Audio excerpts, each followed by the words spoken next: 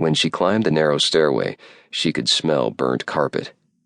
Walking into the office, she frowned. Here the fire had done the most damage.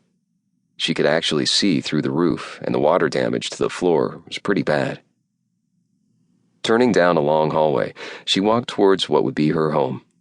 She knew the apartment was furnished, but was afraid of what was in there. Using her other keys, she opened the heavy door and took another narrow hallway to her new apartment. The door to the small place was painted bright teal. She liked the color and smiled slightly, knowing she would keep it. When she walked into the one-bedroom place, she was shocked. It was gorgeous. She had never been back here.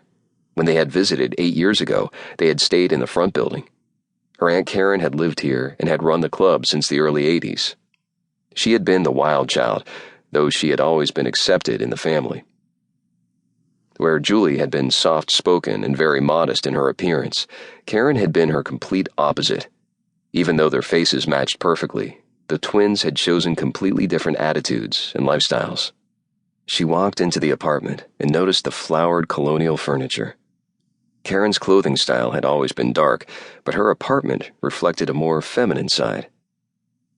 The tan tile floors needed a good cleaning, some of the furniture as well, but it was better than she had expected. Walking through it, she noticed the out-of-date appliances in the small kitchen. She knew her budget wouldn't allow for new ones just yet, but maybe she could find some used ones that were in better condition.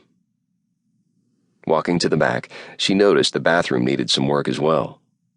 When she walked into the bedroom, she gasped and rushed to the sliding doors. Outside, a small rooftop patio garden area was in full bloom. It hadn't been tended in the last 2 years, since no one had lived there, but still, the flowers and trees were beautiful. She made a mental note to buy some shears to trim back the bushes that had grown wild. An iron table and chairs sat in the middle of the stone pathway.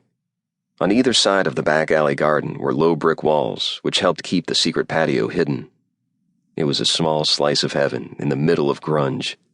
She loved it. She could imagine herself spending most of her free time here, reading, working on her laptop, or just soaking up some sun.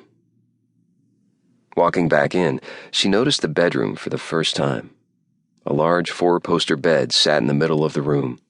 Old white lace hung off the tall posts, giving a canopy look to the bed. She tested the mattress.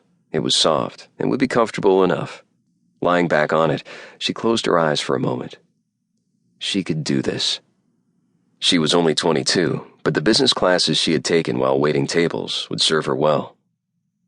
Her business plan had impressed the bank enough that they had given her a loan to fix the place up without batting an eye.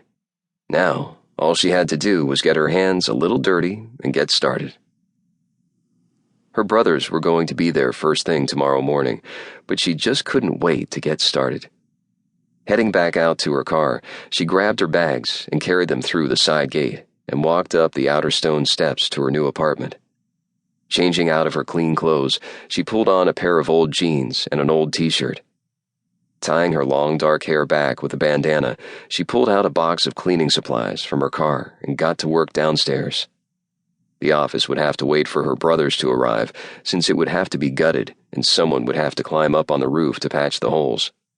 No doubt Marcus would be the one to get up there and do the patching. Marcus had always been fearless.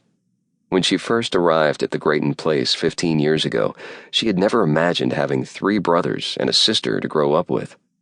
But the kids had bonded and had been inseparable, at least until Marissa had run away suddenly, shortly after her 17th birthday.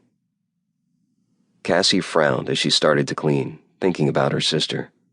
She missed her and wondered what had caused her to leave such a wonderful place.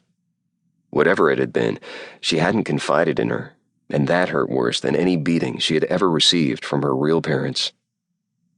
As she worked, she remembered the last night she had seen Marissa.